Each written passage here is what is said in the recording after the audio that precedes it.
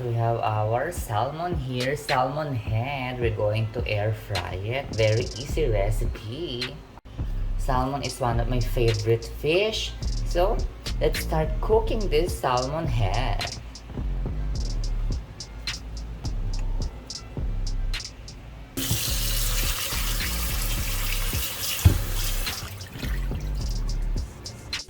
Now it's clean and ready. Well, let's start. Let's add a little bit of salt, pepper,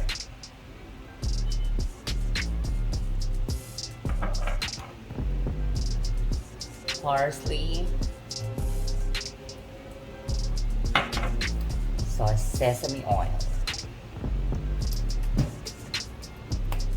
and mix it.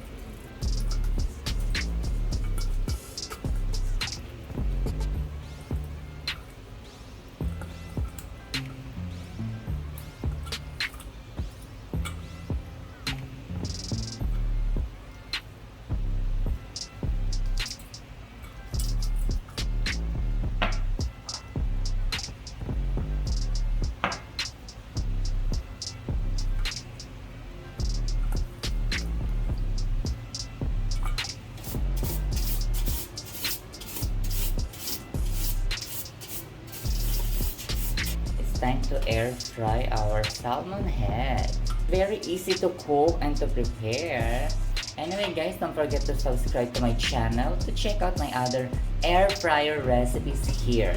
Okay, let's do it. 200 degrees Celsius for 15 minutes.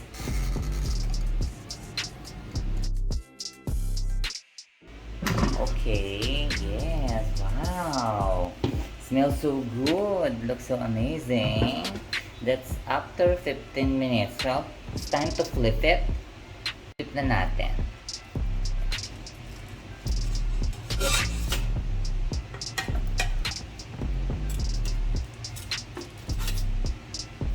Okay. Additional 10 minutes cooking time. Same temperature, 200 degrees Celsius. So,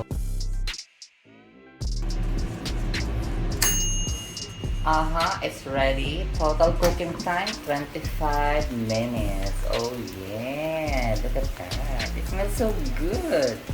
Looks so delicious. One of my favorite talagang salmon. Well, this is our finished product. It's time to prepare it. Well,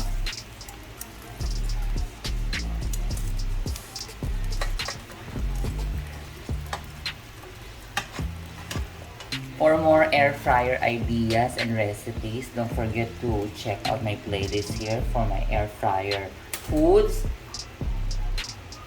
And also don't forget to subscribe to my channel and click the notification bell.